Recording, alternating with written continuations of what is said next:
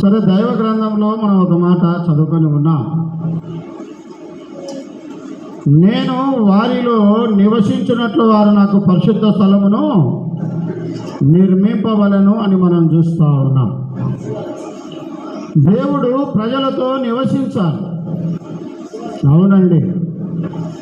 మనం సామాన్యంగా మనం అడిగితే దేవుడు ఎక్కడ ఉంటాడంటే అంతటా ఉంటారు అంటారు కొందరు, లేదా ఇలాగ కట్టినటువంటి మందిరాలలో ఉంటాడని కొందరు, కొందరు మనలోనే ఉంటారని కొందరు కూడా అంటూ ఉంటారు. నిజమే, అంతటా ఉన్నాడు దేవుడు, ఇలాగ మందిరాలలో కూడా ఉన్నాడు, మనలో కూడా దేవుడు ఉన్నాడు.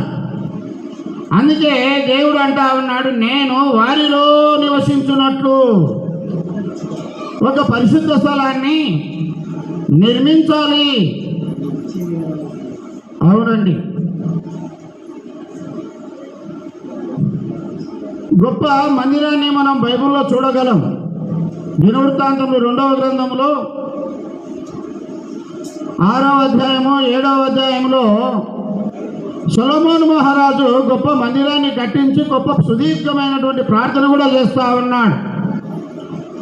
ఆ ఆలయాన్ని ప్రతిష్ఠించి అందులో ఈ విధంగా కార్యక్రమాలు జరగాలని ఆయన ప్రార్థిస్తూ ఉన్నాడు.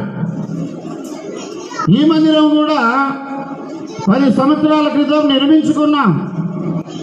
ఈ మందిరం ద్వారా దేవుని నామం మహిమపరచబడాలని, ఈ మందిరం ద్వారా దేవుని ప్రజలు ఈ మందిరంలో చేరాలని, ఈ మందిరంలో ప్రార్థించాలని, ఈ మందిరంలో తమ మనవులు దేవునికి చెప్పుకోవాలని, ఈ మందిరంలోనే తనను ఆరాధించాలని, ఈ మందిరం ద్వారానే అనేక మంది ప్రజలకు సువార్త ప్రకటింపబడాలని, దేవుని నామం మహిమపరచబడు నిమిత్తము ఈ కొండ ప్రాంతంలో, మారుమూల ప్రాంతంలో దేవునికి ఒక ఆలయం ఉండాలని, ఆ ఆలయమే మహాదేవాలయంగా ఉండాలని, ఆ ఆలయంలోనే మహాదేవుడైనటువంటి ఆ దేవుని నామం మహిమపరచబడాలని, ప్రతి చోట నీ సాక్షిగా ప్రభువా